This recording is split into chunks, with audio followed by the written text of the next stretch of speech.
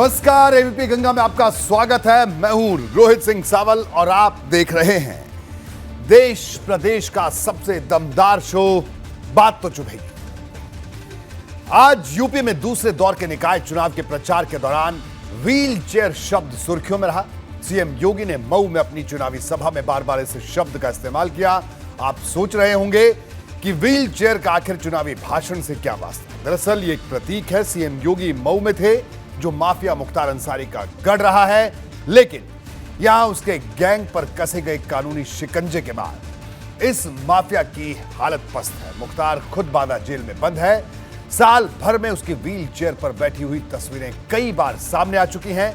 CM योगी ने इसी वजह से इस शब्द का इस्तेमाल किया। मुख्यमंत्री ने अपनी सभाओं में सपा बसपा पर माफिया को शह देने के आरोप लगाए। योगी ने कहा कि सपा को विकास से नहीं, सिर्फ अपराधियों को आगे बढ़ाने से मतलब रहा है। आज मुख्यमंत्री योगी जब आजमगढ़ पहुंचे तो उन्होंने अखिलेश यादव पर सीधा तंज कस डाला। सीएम योगी ने कहा कि अगर पूर्व सीएम फिर से रोड के रास्ते आजमगढ़ आ जाएं तो वो इस इलाके को पहचान नहीं पाएंगे। वजह है यहां उनकी सरकार के दौरान हुआ जबरदस्त विकास। एक तरफ सीएम योगी ने हमला बोला तो दूसरी तरफ कन्नौज से सपा अध्यक्ष का पलटवार सामने आया। अखिलेश यादव ने डबल इंजन सरकार पर तंज कसते हुए कहा कि दिल्ली वाले बड़ी बड़ी चीजें बेच रहे हैं तो यूपी वाले छोटी छोटी चीजें बेचने में जुटे हैं, इसलिए इनका रास्ता रोक कर रखना है। सपा अध्यक्ष ने बसपा और कांग्रेस को एक ही थैले का चट्टा बट्टा करार दे डाला।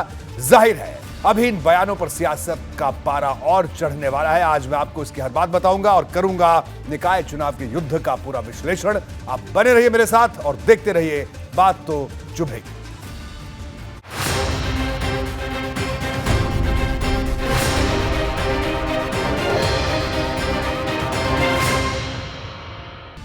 चुनावी भाषण के सुर अलग होते हैं, इसलिए इसकी गूंज दूर तक सुनाई देती है। आज मुख्यमंत्री योगी ने संत कबीर नगर से प्रचार की शुरुआत की और दूसरे दौर के निकाय चुनाव के लिए उन्होंने बलिया, आजमगढ़ और मऊ में विरोधियों पर आर पार का हमला बोला। इन चार जगहों में विरोधियों के लिए सबसे ज्यादा चुभने वाली बातें मऊ से सामने आई, जहां उन्होंने सपा और बसपा पर मुख्तार अंसारी को शह देने का आरोप लगाया।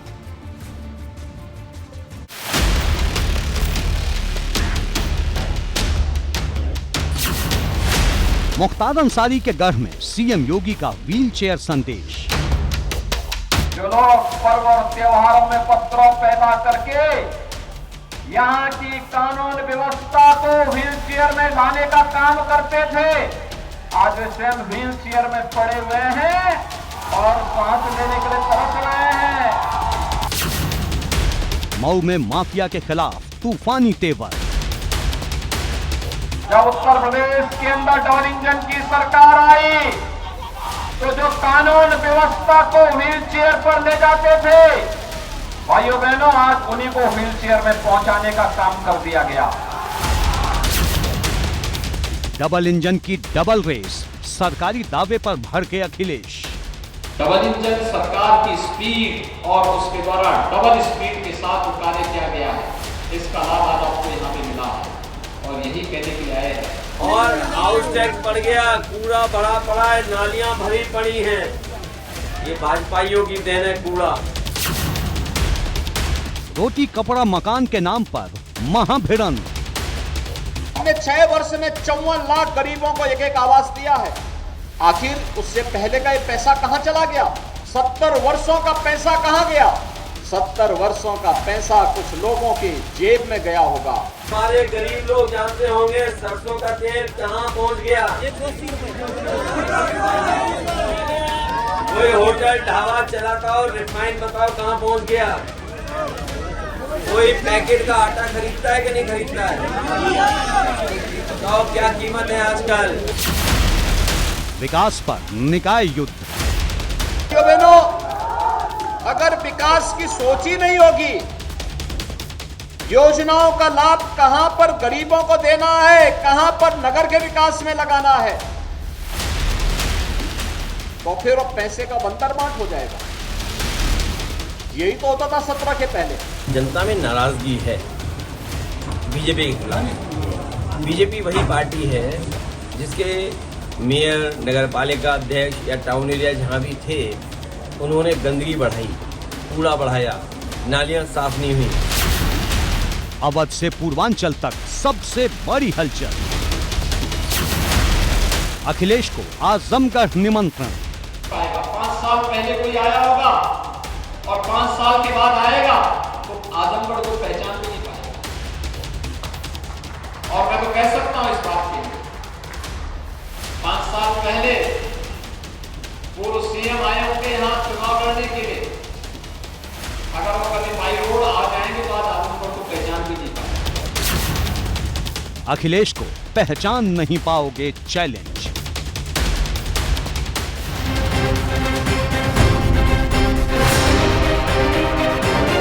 बात तो चुभेगी।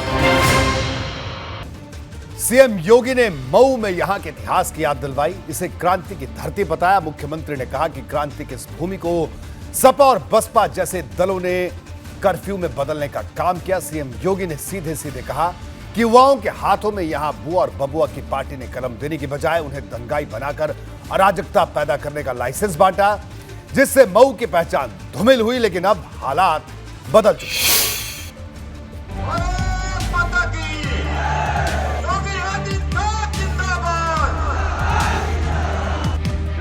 पर्व और त्योहारों में पत्थरों पैदा करके यहाँ की कानून व्यवस्था को व्हीलचेयर में लाने का काम करते थे, आज स्वयं व्हीलचेयर में पड़े हुए हैं और सांस लेने के लिए तरस रहे हैं।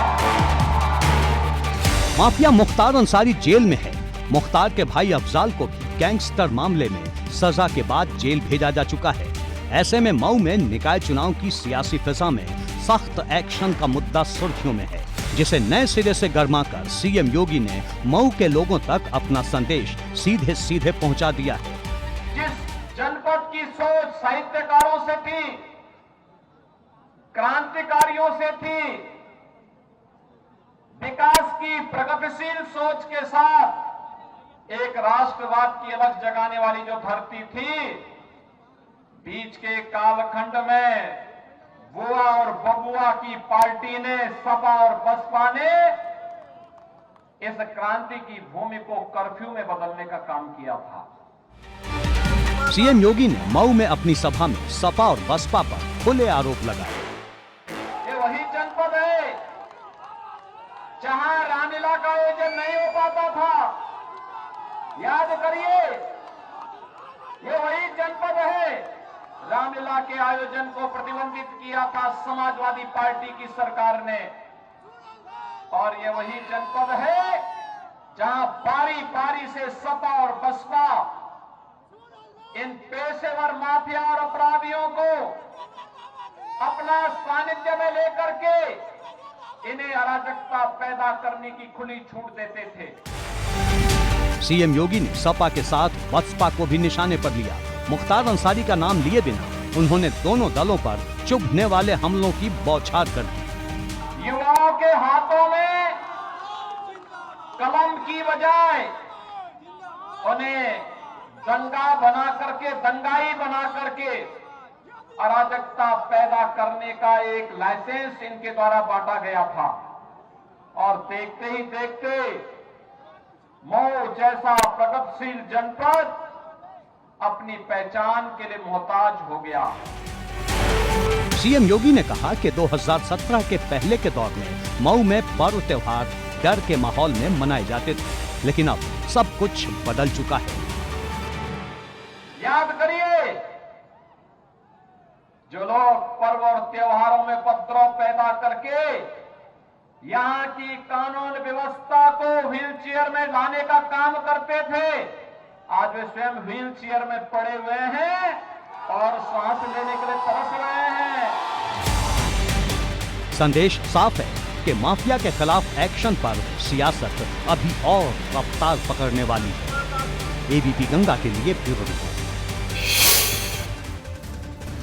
मुख्यमंत्री योगी आदित्यनाथ ने आज फिर से तमंचे की चर्चा की। उन्होंने आजमगढ़ से लेकर बलिया तक में सपा के राज की याद दिलवाई। मुख्यमंत्री ने कहा कि अब तस्वीर बदल चुकी है और मौसम। आजमगढ़ में बारिश की बौछार के बीच मुख्यमंत्री ने सपा पर छायावादी तंज किया। सीएम योगी आदित्यनाथ ने कहा कि आजमगढ़ का मौसम मई के महीने में भी अब मसूरी और शिमला की तरह हो गया है।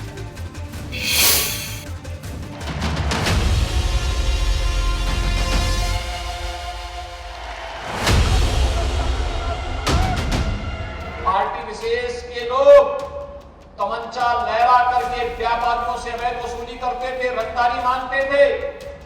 आज क्या कोई किसी व्यापारी से रंगदारी मांगने का दुस्साहस कर पाएगा क्या? यूं तो संत कबीर नगर में कोई नगर निगम नहीं है, एक नगर पालिका और 7 नगर पंचायतों की सत्ता की लड़ाई है, जिस पर भाजपा की बड़ी दावेदारी है। आज किसी के हाथ में, किसी गुंडे के हाथ में तमंचा नहीं, आज तो युवाओं के हाथ में टैबलेट है, टैबलेट। 2 करोड़ युवाओं को राज्य सरकार की तरफ से टैबलेट दे रहे हैं। 20 लाख युवाओं को मिल गया है, शेष पर निरंतर कार्रवाई चल रही है। संत कबीर नगर में मछुआ समाज की जनसंख्या निर्णायक मानी जाती है। दूसरा, संत कबीर नगर संसदीय सीट से संजय निषाद के बेटे प्रवीण निषाद भाजपा के सिंबल पर सांसद हैं। ऐसे में निषाद पार्टी के अध्यक्ष संजय निषाद ने मोर्चा संभाल लिया है। नारा है, भाजपा और निषाद पार्टी एक दूसरे के पूरक हैं, ठीक वैसे ही जैसे रिश्ता भगवान राम और निषाद राज का था। निश्चित रूप से भारतीय जनता पार्टी, निषाद पार्टी सब एक दूसरे के पूरक हैं। बिना भगवान राम के बिना निषाद राज अधूरे हैं और निषाद राज के बिना भगवान राम अधूरे हैं। वो सेना त्रेता वाली जब रावण राज खत्म किया, वही निषाद पार्टी की सेना है। देखिएगा किस तरीके से जीत होगी, क्योंकि आज के दिन में 70 साल से मछुआ समुदाय ठगा गया। सपा बसपा कांग्रेस ने वोट लिया, नेताओं को भी खत्म किया, नेताओं को भी कहीं नहीं छोड़ा। जब नेताओं को कहीं नहीं छोड़ा तो उनके वोटर कहाँ? आज वोटर को सम्मान है। पूर्वांचल में सीएम योगी ने बलिया में भी विरोधियों पर चुभने वाला निशाना साधा।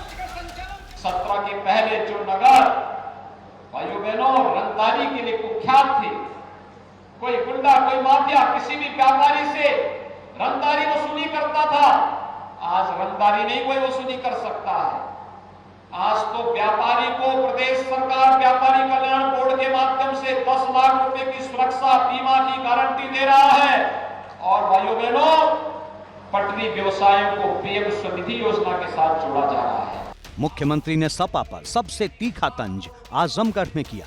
उन्होंने कहा कि अब तो साफ लग रहा है कि आजमगढ़ भी मसूरी और शिमला बन गया है। इस समय अगर मई के महीने की सही धूप होती ना, टेम्परेचर 45-46 डिग्री होता, सब पसीना पोंछ रहे होते।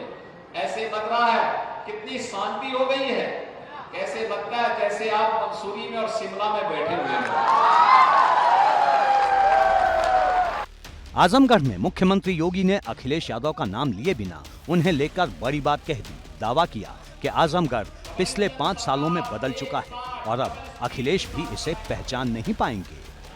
आज आजमगढ़ को जोड़ने के लिए जितनी सड़कें हैं, गोरखपुर को, वाराणसी को, प्रयागराज को, ये सभी लखनऊ को जोड़ने वाले 4 लेन की बेहतरीन कनेक्टिविटी हो गई है। आजमगढ़ अब लोग, कोई आएगा तो पहचान भी नहीं पाएगा। 5 साल पहले कोई आया होगा और 5 साल के बाद आएगा तो आजमगढ़ को पहचान भी नहीं पाएगा।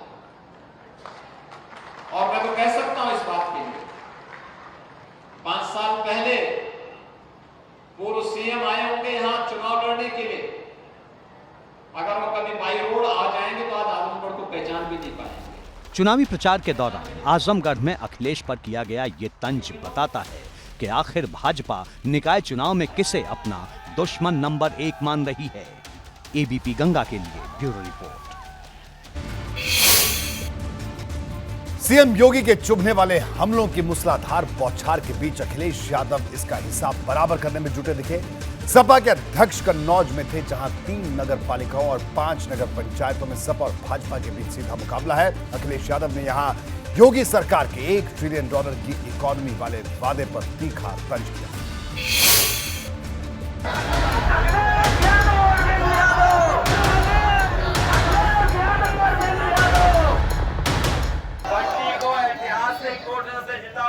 यही निवेदन करने आया हूं और ढपली वालों बजाओ ढपली को। कन्नौज के चुनावी कुरुक्षेत्र में पहले डिंपल यादव और अब अखिलेश यादव की एंट्री ने सियासत में तपिश पैदा कर दी है। नतीजा, भाजपा के दिग्गजों की चुनावी दिशा भी कन्नौज की ओर मुड़ गई है। अखिलेश यादव ने कन्नौज में 2 सभाओं को संबोधित किया। पहली सभा कन्नौज के तालग्राम नगर पंचायत में थी, जहां से अखिलेश यादव ने भाजपा सरकार पर सीधा हमला बोला। दिल्ली वाले बड़ी बड़ी चीजें बेच रहे हैं, यूपी वाले छोटी छोटी चीजें बेच दे रहे हैं। हमने मंडी बनाई, वो बेच दी। हमने लखनऊ में मॉल बनाया, बढ़िया अच्छा, वो बेच दिया है। दिल्ली वालों की आदत लखनऊ वालों में भी है, और दिल्ली का रास्ता लखनऊ से है, यूपी से है। इसलिए यूपी में हम लोगों को इनको रोक करके रखना है, जिससे आने वाले समय में दिल्ली में इनकी सरकार नहीं बनेगी। कन्नौज से अखिलेश यादव का संदेश सीधा और बिल्कुल साफ है। दरअसल चुनाव भले ही नगर निकाय के हैं, अखिलेश यादव की तैयारी 2024 वाली है, और शायद यही वजह है कि अखिलेश यादव सड़क, शहरों की सफाई, मेट्रो और महंगाई का मुद्दा निकाय चुनाव में जोर शोर से उठा रहे हैं। तालग्राम में इससे एक कदम आगे बढ़ते हुए अखिलेश यादव ने योगी सरकार की ट्रिलियन इकोनॉमी वाले नारे पर चुभने वाला वार किया। T for telegram, T for trillion. Telegram तो हम जानते हैं, ट्रिलियन जानते ही नहीं। बताओ, ट्रिलियन कोई जानता है? ये कोई नहीं जानता, अधिकारी भी नहीं जानते, और पुलिस वाले तो वैसे भी नहीं जानेंगे। सोचो आप, सरकार कह रही है कि $1 ट्रिलियन इकोनॉमी बना देंगे, और वो इसलिए बोल रहे हैं कि हमारे गरीबों को समझ में नहीं आएगी ये $1 ट्रिलियन क्या है।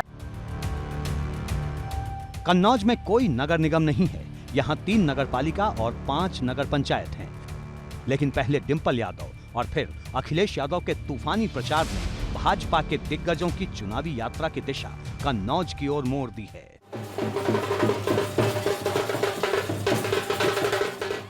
अखिलेश यादव ने तालग्राम और छिबरा मऊ में सभा को संबोधित किया, तो भाजपा सरकार में उप मुख्यमंत्री केशव प्रसाद मौर्य और समाज कल्याण राज्य मंत्री असीम अरुण ने कन्नौज के एसपीएस कॉलेज ग्राउंड से जीत की हुंकार भरी। सपा बसपा कांग्रेस गई, जैसे कन्नौज के हित की सुगंध पूरे हिंदुस्तान में नहीं पूरी दुनिया में है, वैसे भाजपा की पहचान आज पूरे दुनिया के अंदर है। कमल के फूल की पहचान पूरे देश और दुनिया के अंदर है। हम गरीब कल्याण के लिए, किसानों के उत्थान के लिए, नौजवानों के रोजगार के लिए, महिलाओं के सशक्तिकरण के लिए समर्पित हैं। जैसे भारतीय जनता पार्टी अगड़ा, पिछड़ा, अनुसूचित वर्ग की त्रिवेणी है। अगर 2017 के नगर निकाय नतीजों पर नजर डालें तो भाजपा को छिबरा मऊ नगर पालिका में जीत मिली थी, जबकि गुरसहायगंज नगर पालिका में बसपा को जीत मिली थी। कन्नौज सीट पर निर्दलीय प्रत्याशी को जीत मिली, वहीं 5 नगर पंचायत में से भाजपा और बसपा को एक पर सफलता मिली थी, जबकि 3 नगर पंचायतों में निर्दलीय उम्मीदवार जीते थे। यही वो आंकड़े हैं जिन्हें देखते हुए अखिलेश यादव ने कन्नौज में पूरी ताकत झोंक दी है। माना जा रहा है कि इस बार सपा की कोशिश कन्नौज जिले की नगर निकायों में साइकिल को फुल स्पीड में दौड़ाने की है, जबकि भाजपा 2017 की तुलना में कन्नौज के शहरी क्षेत्रों में पकड़ और मजबूत करने की कोशिश में है। एबीपी गंगा के लिए ब्यूरो रिपोर्ट। निकाय चुनाव के पहले चरण के मतदान से पहले भाजपा ने सपा को बड़ा झटका दिया। आज भाजपा प्रदेश अध्यक्ष भूपेंद्र चौधरी ने सपा के कई नेताओं को पार्टी में शामिल करवाया। इनमें सबसे बड़ा नाम अखिलेश यादव की सरकार में मंत्री रह चुके हेमराज वर्मा का है, जो कि 2019 में सपा के टिकट पर पीलीभीत से लोकसभा का चुनाव भी लड़े थे। समाजवादी महिला सभा की उपाध्यक्ष रही शीला सिंह ने भी भाजपा का दामन थाम लिया।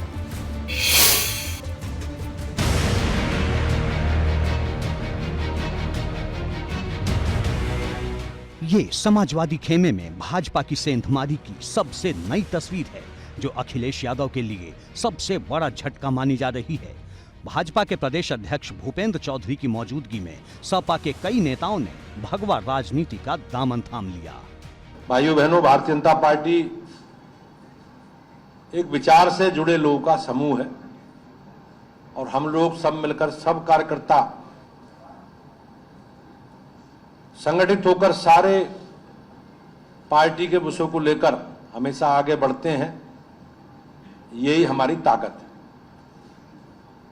और उस ताकत का परिणाम है कि हम लोग लगातार निरंतर हमारी समाज में स्वीकार्यता, राजनीतिक दृष्टि से अलग अलग क्षेत्रों में जनता का हमें आशीर्वाद और स्नेह मिल रहा है।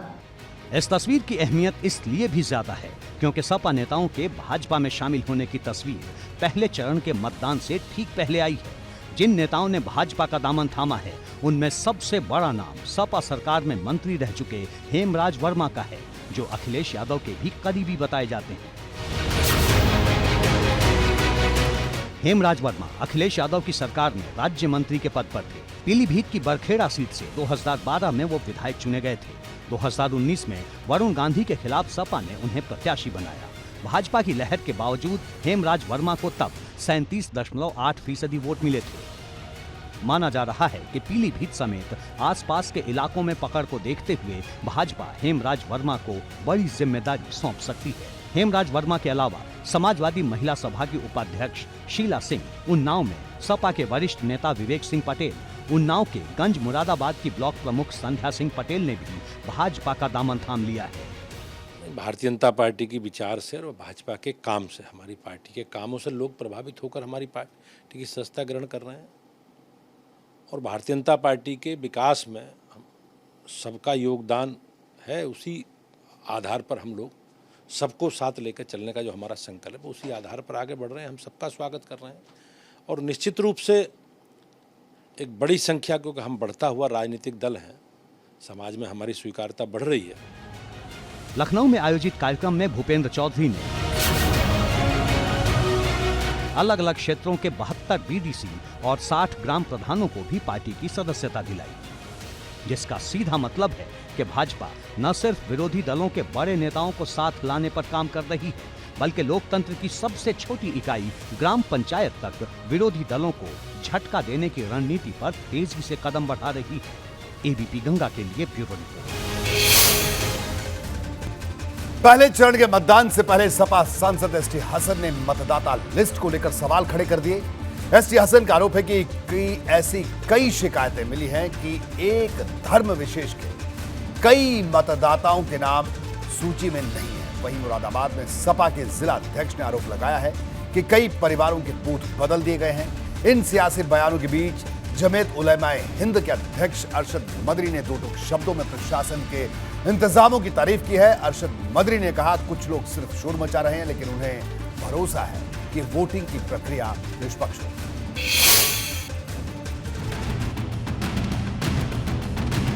इस तरह की भी शिकायतें मिल रही हैं कि उनका नाम ही, उन्होंने पिछली बार वोट डाला था, लेकिन अब उनका नाम वोटर लिस्ट में नहीं है और ना ही उनका पास कोई पर्ची। जहाँ उसका पहला वोट बना हुआ था उस परिवार का, वो दूसरी जगह शिफ्ट किया गया है। उसे पता ही नहीं है उसको कहाँ उसका वोट किया गया है। मतदान से ठीक पहले सपा नेताओं ने चुनाव प्रक्रिया पर ही सवाल खड़े कर दिए। ये सवाल वोटिंग लिस्ट में एक धर्म विशेष के मतदाताओं के नाम को लेकर है। मुस्लिम बहुल से भी आई है और कुछ हिंदू इलाकों से भी आई है। तो क्या लगता है आपको कि वोटर लिस्टों में कुछ गड़बड़ की गई है? अब ये तो जांच का विषय है, देखना पड़ेगा। जब शिकायत आई है तो क्या ये इसमें कितनी सच्चाई है, देखना पड़ेगा। मतलब सपा के सांसद एसटी हसन खुद इस बात की पुष्टि करने की स्थिति में नहीं है कि क्या वाकई मतदाता लिस्ट में कोई गड़बड़ी है या नहीं। बावजूद इसके सपा नेताओं को मतदाता लिस्ट में गड़बड़ी को लेकर सवाल उठाने से गुरेज नहीं। पार्टी नेताओं का एक ऐतराज मतदाताओं के पोलिंग बूथ बदलने को लेकर भी है। लेकिन जब लिस्टें निकलवाई तो मेरा बहुत दूर से कोई वोट गए, मतलब पोलिंग बूथ बदल दिए गए। हाँ, पोलिंग बूथ बदल दिए गए और उसका वोट 1 किलोमीटर 1.5 किलोमीटर वोट। अब बुद्धि विहार का वोट मैना ठेर के बूथ पर लगा दिए गए हैं और सारा ऐसा कर दिया गया है कि वोट डालने में बहुत सारी सुविधाएं वोटर को होंगी। सपा सांसद एसटी हसन और दूसरे नेताओं के वोटिंग प्रक्रिया पर दिए जा रहे बयान सियासत में तपिश पैदा कर रहे हैं।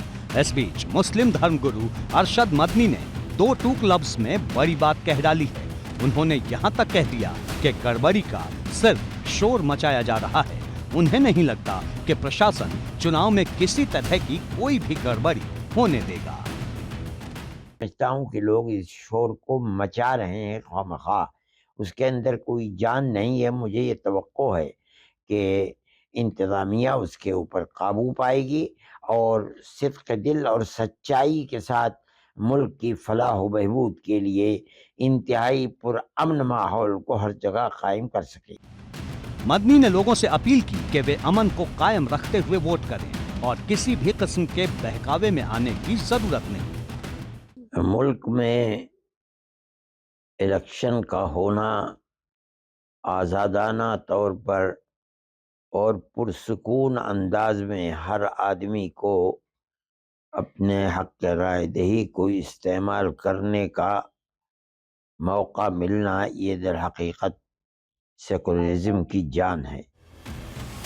जाहिर है, जब समाजवादी पार्टी मतदाता लिस्ट में गड़बड़ी का सवाल उठाकर एक धर्म विशेष को संदेश देने की कोशिश कर रही है, तब अरशद मदनी ने प्रशासन के पक्ष में बयान देकर वोटिंग प्रक्रिया में गड़बड़ी पर जारी बहस पर एक नई चर्चा को आगे बढ़ा दिया है।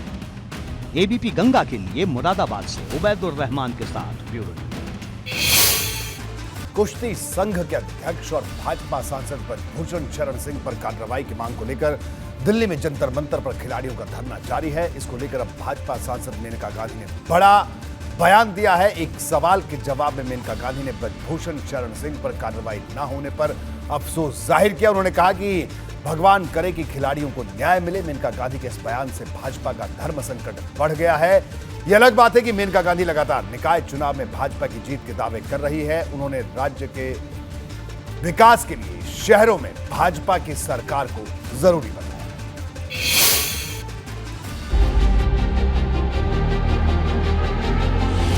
बीते 11 दिनों से जंतर मंतर पर कुश्ती खिलाड़ियों का धरना प्रदर्शन जारी है। इसमें शामिल होने विपक्ष के नेता पहुंच रहे हैं। धरने पर बैठे कुश्ती खिलाड़ियों से मिलने पूर्व खिलाड़ी भी पहुंच रहे हैं, लेकिन एफआईआर दर्ज होने के बाद भी कुश्ती संघ के अध्यक्ष ब्रजभूषण शरण सिंह पर न कोई कार्रवाई हो रही है और न ही धरने पर बैठे बजरंग पुनिया, विनेश फोगाट और साक्षी मलिक समेत दूसरे लोग पीछे हटने को तैयार हैं। ऐसे में जंतर मंतर से उठ रहे हर एक सवाल की दिशा सरकार की ओर है। आम आदमी पार्टी, कांग्रेस समेत विपक्ष के दूसरे दल खिलाड़ियों के धरना प्रदर्शन के बहाने भाजपा सरकार को निशाना बना रहे हैं। आरोप लगा रहे हैं कि भाजपा सरकार ब्रजभूषण शरण सिंह को बचा रही है, जबकि सांसद मेनका गांधी के बयान ने भाजपा की मुश्किल और बढ़ा दी है। भारतीय जनता पार्टी महिलाओं का बहुत सम्मान करती हैं, आप भी महिलाओं का बहुत सम्मान करती हैं। ऐसे में मेडल लाने वाली महिलाएं वो आज धरने पर बैठी हैं, क्या कहेंगी इसको लेकर? अफसोस की बात है, भगवान करे कि उनको न्याय मिले। कुश्ती खिलाड़ियों के धरना प्रदर्शन को लेकर पूछे गए सवाल पर भले ही मेनका गांधी का जवाब बेहद छोटा है, लेकिन बयान का हर एक लफ्ज भाजपा सरकार पर सवाल उठाने वाला है। साथ ही उनका ये बयान एक और सवाल को जन्म दे गया है। मेनका गांधी से पहले वरुण गांधी ने 27 अप्रैल को पीलीभीत में चुभने वाला वार किया था। मेरे पिताजी ने मारुति को देश के नाम दिया। आज कोई नेता करेगा ये ऐसा काम? लूट रहे दोनों हाथों से। मारुति कितनी की है? 1 लाख करोड़ की। 1 लाख करोड़ के देश को दान देते। आज कोई करेगा क्या युधिष्ठिर? हम गलत कह रहे हैं। राजनीति केवल अगले चुनाव के लिए नहीं है। अगला चुनाव तो केवल एक मील पत्थर है। जाहिर तौर पर मेनका गांधी और वरुण गांधी के बयानों से एक अलग तस्वीर उभर रही है। कई तरह की चर्चा तेज है, लेकिन ये पहली बार नहीं कि दोनों नेताओं ने अपने बयान से पार्टी का धर्म संकट बढ़ाया। फिलहाल कुश्ती खिलाड़ियों के धरना प्रदर्शन को लेकर मेनका गांधी के बयान पर भाजपा नेताओं ने चुप्पी साध रखी है। एबीपी गंगा के लिए ब्यूरो रिपोर्ट। बात ओम प्रकाश राजभर की भाजपा के अध्यक्ष राजभर ने एक बार फिर विपक्षी महागठबंधन की चर्चा तेज कर दी है। हालांकि उनका बयान उलझन बढ़ाने वाला है। दरअसल निकाय चुनाव के बीच राजभर ने कह दिया कि अगर महागठबंधन के लिए राहुल गांधी, अखिलेश यादव, मायावती और नीतीश कुमार एक मंच पर आते हैं तो उन्हें उनके साथ जाने में कोई गुरेज नहीं होगा। ओम प्रकाश राजभर के इस बयान ने सियासी हलचल बढ़ा दी, लेकिन सवाल यह है कि क्या आज के माहौल में मायावती और अखिलेश का एक साथ आना मुमकिन है? अगर नहीं तो फिर राजभर ने कौन सा सिक्का उछाला है?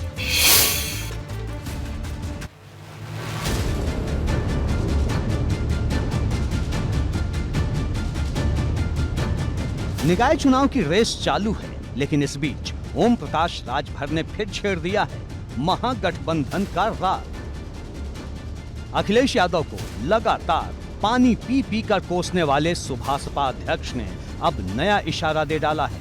राजभर ने ये कहकर सबको हैरान कर दिया कि अगर एक मंच पर राहुल, नीतीश, अखिलेश और मायावती खड़ी हों और उन्हें बुलाया गया तो वो भी उस मंच पर जरूर जाएंगे। इस चुनाव के बाद एक गठजोड़ बनेगा, अगर वो बन गया तो वो सेमीफाइनल दिखेगा। जैसे हम एक उदाहरण आपको बता रहे हैं, बसपा, सपा, कांग्रेस, जदयू एक साथ खड़े हो जाएं, आप बताओ निकाय चुनाव का रिजल्ट क्या असर करेगा। अब ओम प्रकाश राजभर का ये बयान सपा और बसपा पर तंज है या फिर नए सियासी समीकरण का संकेत, ये तो वही जाने। लेकिन उन्होंने जिस तरह अखिलेश और मायावती के एक मंच पर मौजूदगी की शर्त लगाई है, ऐसी स्थिति फिलहाल दूर दूर तक नहीं दिखती। एक तरफ राजभर ने सपा को लेकर नरम बयान दिया तो दूसरी तरफ शिवपाल राम गोपाल के साझा प्रचार पर तंज कर उन्होंने सबको उलझा दिया। ये कौन नई बात है, ये तो पूरा बाद जो दिखाई पड़े है। अरे कभी कभी होता है, कोई गुस्सा के औरत अपने जाती है नैहरे तो फिर तो आई जाती है तो वो गुस्सा के गए थे तो आई गए, मिलके तो लड़े ही थे विधानसभा 22 में, तो कौन सा तोप खड़ा कर दिए थे। अब सवाल है कि ओम प्रकाश राजभर किस पाले में जाएंगे। अगर सपा से नाराजगी है तो फिर गठबंधन का राग क्यों, और अगर भाजपा से नाराजगी है तो फिर उस पर चुभने वाले सवाल क्यों।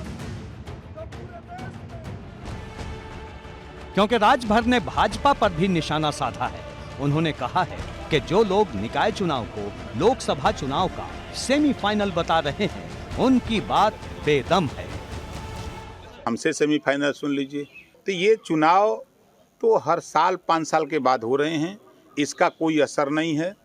और ये शहर का चुनाव है और देहात का चुनाव, जैसे पंचायत चुनाव होता है तो उसका अलग, स्थानीय निकाय चुनाव जो होता है, उस शहरी चुनाव होता है उसका अलग। राजभर ने एक सवाल के जवाब में ये भी कहा कि कोई भी सीट किसी नेता की प्रतिष्ठा से जुड़ी नहीं होती, क्योंकि चुनाव पार्टी लड़ती है। एबीपी गंगा के लिए ब्यूरो। कर्नाटक में विधानसभा चुनाव के प्रचार का माहौल अचानक बदल गया है। इसकी वजह है पीएम मोदी की तरफ से लगाए गए जय बजरंग बली के जयकारे। दरअसल भाजपा ने कर्नाटक में विपक्षी कांग्रेस के हमले को ही अपना हथियार बना लिया है। राज्य में कांग्रेस ने अपना घोषणा पत्र में बजरंग दल पर प्रतिबंध लगाने का वादा किया तो भाजपा ने इसे बजरंग बली के भक्तों का अपमान बता डाला। आज पीएम मोदी ने कर्नाटक की अलग अलग रैलियों में जय बजरंग बली के नारे लगाए। उन्होंने कहा कि कांग्रेस बजरंग बली को कैद करना चाहती है। प्रधानमंत्री ने कहा कि जनता इसका करारा जवाब देगी। बजरंग बली की, बजरंग बली की, बजरंग बली की। मैदान कर्नाटक का है, जहां पीएम मोदी की रैलियों में गूंज रहे हैं जय बजरंग बली के नारे। बजरंग बली की, बजरंग बली की, बजरंग बली की। जब पोलिंग बूथ में बटन दबाओ ना, तब जय बजरंग बली बोल करके सजा दे देना इनको। दरअसल कांग्रेस ने कर्नाटक में जब से अपना घोषणा पत्र जारी किया है, तभी से भाजपा ने अपने प्रचार का गियर बदल दिया है। कांग्रेस ने अपने चुनावी घोषणा पत्र में बजरंग दल और पीएफआई जैसे संगठनों पर चुनाव जीतने के बाद प्रतिबंध लगाने की घोषणा की, तो भाजपा ने इसे मुद्दा बना लिया। इसे सीधे सीधे बजरंग बली के भक्तों का अपमान बता डाला। इस रणनीति को खुद पीएम मोदी ने धार दी, जब उन्होंने चुनावी सभा में बार बार जय बजरंग बली के नारे लगवाए। दोनों हाथ बढ़ करके मेरे साथ बोलिए, बजरंग बली की, बजरंग बली की, बजरंग बली की। पीएम मोदी ने कांग्रेस पर चुभने वाले आरोप लगाए। उन्होंने कहा कि कर्नाटक की जनता कभी गाली देने वालों को माफ नहीं करेगी। कांग्रेस के पास दो ही मुद्दे हैं, एक तो वो रिटायरमेंट के नाम पर वोट मांग रहे हैं, आखिरी बार सीएम बना दो, ये उनका घोषणा पत्र है। कांग्रेस का दूसरा एजेंडा है गाली देकर लोगों को भड़काओ। कभी कांग्रेस ओबीसी समाज को गाली दे रही है, कभी लिंगायत समुदाय को गाली दे रही है। मुझे तो 90 से ज्यादा गालियां दे चुके हैं और सेंचुरी की तरफ बढ़ रहे हैं।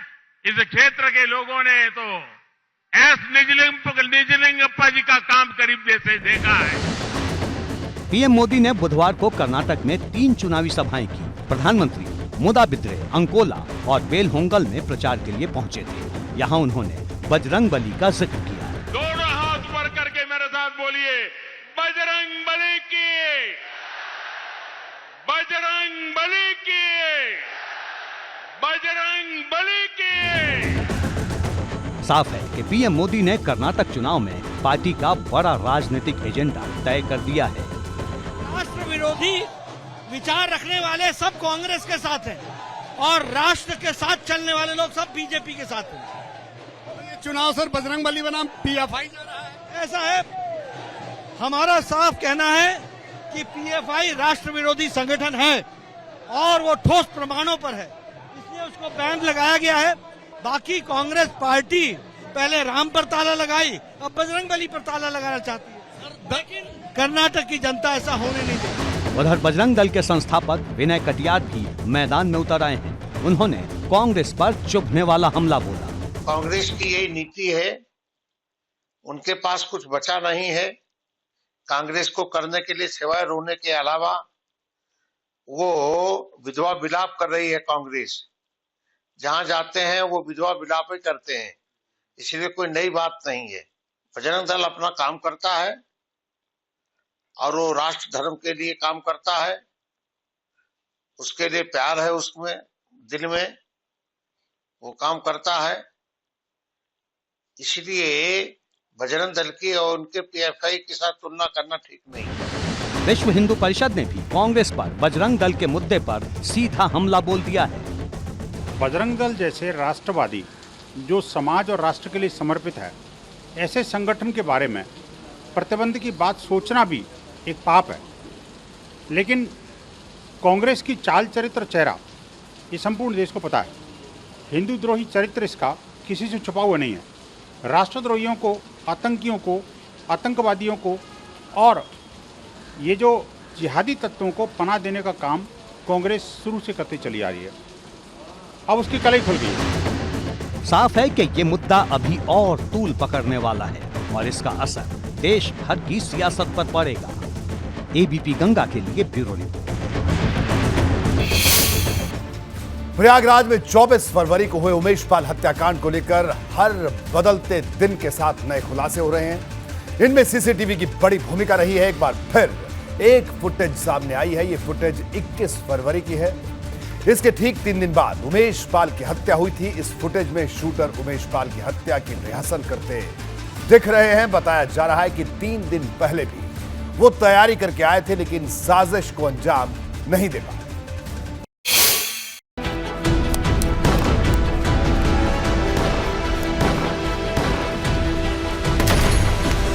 उमेश पाल हत्याकांड से जुड़े सीसीटीवी फुटेज की इन तस्वीरों में जो दर्ज है वो हैरान करने वाला है।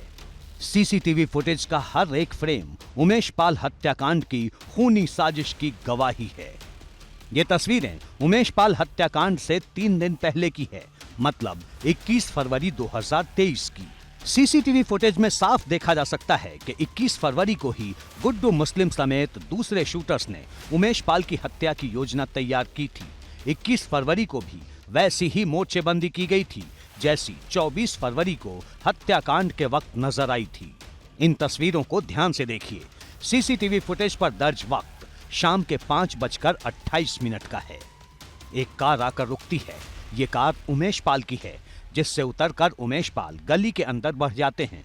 उनके पीछे एक पुलिस गनर गली में आगे बढ़ जाता है, जबकि कुछ सेकंड बाद दूसरा गनर कार की पिछली सीट से उतरकर गली में चला जाता है। अब इन्हीं तस्वीरों को दोबारा देखिए। जैसे ही उमेश पाल की कार आकर रुकती है, एक दूसरी कार पीछे आकर रुकती है। यही वो कार है जिसमें शूटर सवार थे। सूत्रों के मुताबिक कार में अतीक का बेटा असद, साबिर और ड्राइवर अरबाज बैठे थे। इसी कार के पीछे एक और बाइक है जिस पर बमबाज गुड्डू मुस्लिम और अरमान सवार थे। लेकिन इससे पहले के शूटर नीचे उतरकर मोर्चा संभालते, पीछे से पुलिस की जीप आ जाती है। ये पुलिस की जीप जैसे ही शूटर्स की कार के बराबर में पहुंचती है, मौके का इंतजार कर रहे शूटर्स कार की स्पीड बढ़ा देते हैं। सीसीटीवी फुटेज में देखा जा सकता है कि 21 फरवरी को भी शूटर गुलाम मोबाइल शॉप में ग्राहक बनकर छिपा था। शूटर गुलाम उस्मान चौधरी के साथ बाइक से पहले ही पहुंच गया था। बताया जा रहा है कि शूटर्स ने उमेश पाल का कचहरी से पीछा किया था, लेकिन मौका न मिलने पर वो हत्याकांड को अंजाम नहीं दे सके थे। ऐसे में शूटर्स ने 3 दिन बाद 24 फरवरी को दोबारा हमला किया। उमेश पाल को इन्हीं बदमाशों द्वारा 21 फरवरी को यानी वारदात से ठीक 3 दिन पहले भी मौत के घाट उसी तरीके से उतरने की साजिश रची गई थी। एबीपी चैनल के पास उस बात के पुख्ता सबूत हैं कि किस तरीके से अतीक और अशरफ ने अपने इन्हीं 7 शूटरों को यहां पर 21 फरवरी को भी भेजा था। हमारे पास जो सीसीटीवी फुटेज है उसके मुताबिक 21 फरवरी को शाम 5:27 पर सबसे पहले 2 शूटर आते हैं। विजय चौधरी उर्फ उस्मान और उसके साथ गुलाम होता है। दोनों पीछे अपनी बाइक इस जगह पर खड़ी करते हैं और उसके बाद एक एक कर सबसे पहले गुलाम आता है, इस इलेक्ट्रिक शॉप में दाखिल होता है। उसके बाद जो दूसरा शूटर उस्मान उर्फ विजय चौधरी होता है वो भी इस दुकान में आकर छिप जाता है। 24 फरवरी को भी हमने देखा था कि गुलाम इसी इलेक्ट्रिक शॉप में आकर छिपा रहता है। इसके बाद 5:28 पर यानी जब ये लोग दाखिल होते हैं उसके ठीक 1 मिनट के बाद उमेश पाल की फॉर्च्यूनर कार इस तरफ से आती है, यानी कचहरी से ये उनकी गली के बाहर का रास्ता आता है और जो फॉर्च्यूनर कार है ठीक इस जगह पर आकर रुकती है जहां पर एक ये एर्टिगा गाड़ी खड़ी हुई है। यहां पर उमेश पाल की फॉर्च्यूनर कार उतरती है। उमेश पाल जो है वो अपनी गाड़ी से उतरते हैं, गनर उतरते हैं और गली की तरफ दाखिल होते हैं और उमेश पाल की कार का पीछा करते हुए असद, अरबाज और साबिर, इन तीनों की क्रेटा कार भी उमेश पाल की कार के ठीक पीछे यहां पर आती है और यहां से महज 10 कदम की दूरी पर यानी जो पीछे कार खड़ी हुई है यहां पर आकर रुक जाती है और कार के ठीक बगल में एक बाइक रहती है। उस बाइक को अरमान चला रहा होता है जो बिहार का शूटर है और उसके ठीक पीछे गुड्डू मुस्लिम सफेद शर्ट पहनकर बैठा रहता है। ठीक उसी अंदाज में हमला करने की, हत्या करने की साजिश रची जाती है, लेकिन ठीक उसी वक्त इसी तरफ से प्रयागराज पुलिस की एक वैन गुजरती है। हूटर बजाते हुए ये वैन आगे बढ़ती है और पुलिस वैन के आ जाने की वजह से जो शूटर हैं वो डर जाते हैं और अपना इरादा बदल देते हैं। 21 फरवरी की तस्वीरें सामने आने के बाद कई सवाल उठ खड़े हुए हैं। सवाल है, क्या 21 फरवरी को पुलिस को शूटर्स की योजना की कोई भनक नहीं लगी थी? फिलहाल पुलिस की जांच जारी है। एबीपी गंगा के लिए प्रयागराज से मोहम्मद मोइन के साथ ब्यूरो रिपोर्ट।